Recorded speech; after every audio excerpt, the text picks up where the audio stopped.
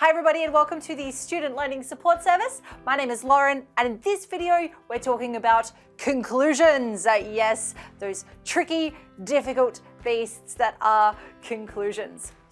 This is a bit of an intro video. I'm going to give you just the rundown of what conclusions are, so make sure you check out some of the links that I'm going to point you to for more. So let's get into it.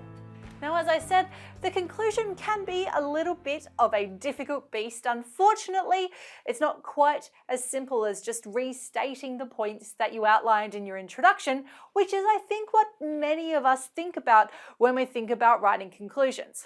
So if your introduction is the map and your paragraphs signpost all the different roads that your ideas are going to take us down, then your conclusion is our final destination. You've arrived!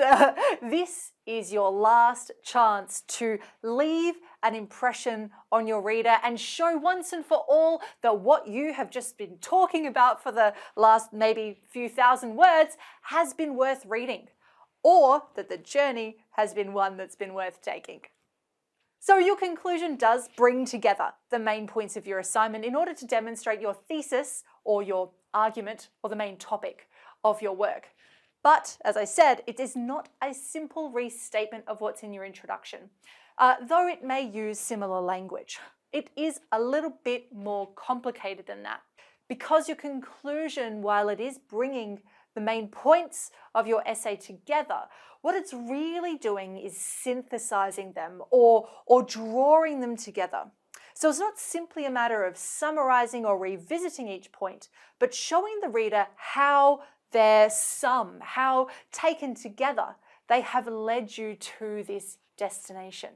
And in argumentative writing, this is particularly important, as this is where you show how your claim has been justified by all of these different points. It should leave no doubt in the mind of your reader that your argument is one that is worth being persuaded by. So this then leads us to restating your thesis or your argument. So it should be clear to your reader by now that these points you've just synthesized do indeed justify your thesis. So try to reword your thesis so that it's not simply copied from your introduction. This also allows you to use that more conclusive and confident language. So instead of saying what you will do, show what you have done. So let's have a look at this example. Here we have a restatement of our thesis. In this paper, it has been argued that in order for education to be fair, our attention must be shifted from innate sex or gender differences to the social, political, and historical context and power relations that continue to mean that some boys and some girls remain privileged within schooling settings over others. Now, if you've watched my introductions video, you might recognize this thesis. It does use a little bit of the same language, but you'll note that it is structured in a slightly different way and it is more conclusive. So then we also have a synthesis of the key ideas. Essentialist and foundationalist ways of perceiving boys and girls may provide means of categorizing and organizing young people. However, they also provide a limited and arguably oppressive way of thinking about and responding to young people and their educational needs. So again, I've condensed them and brought them together. It's not simply here's one key point, here's two key points, here's three key points. These are synthesized. So be confident in your conclusion and provide a clear answer to the question. This might be done through that restatement of the thesis or the synthesis of your key ideas, but really it's important again to leave no doubt in your reader's mind that you have addressed the question and provided sufficient justification to prove your argument and demonstrate the main topic. So while the conclusion doesn't introduce any new points, so no new evidence or examples, this may mean looking forward. So ask yourself again that so what question. What does all of this mean? What is important about what you've just been writing about for the last few thousand words?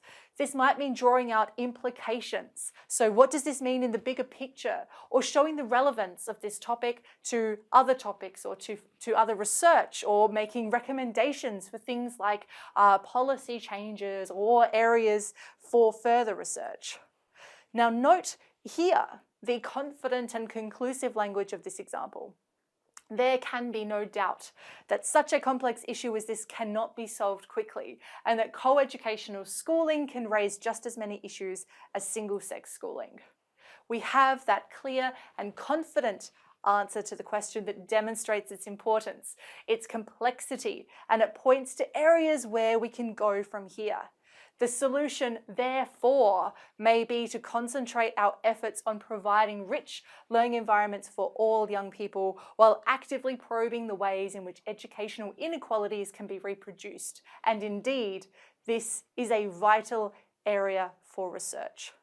I know this has just been a brief intro to conclusions, but to summarize, remember to synthesize, not just summarize the key points of your assignment.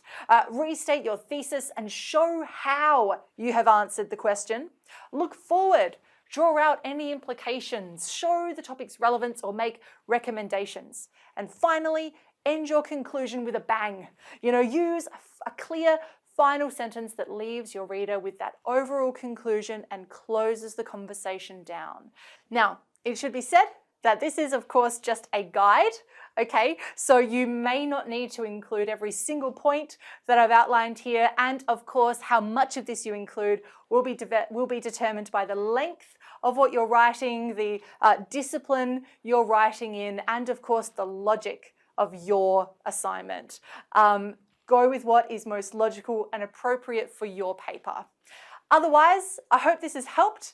If you haven't already, you might want to check out the rest of this series, which includes introductions and paragraphs. You might also find it useful to have a look at our resources on writing an argument to find out more about how we construct claims and premises and support them, or to have a look at integrating evidence for things like how do we integrate quotes and paraphrasing, and of course, how do we use those, connect that evidence to the claims that we are making. So that's all from me. I hope to see you in one of those videos soon.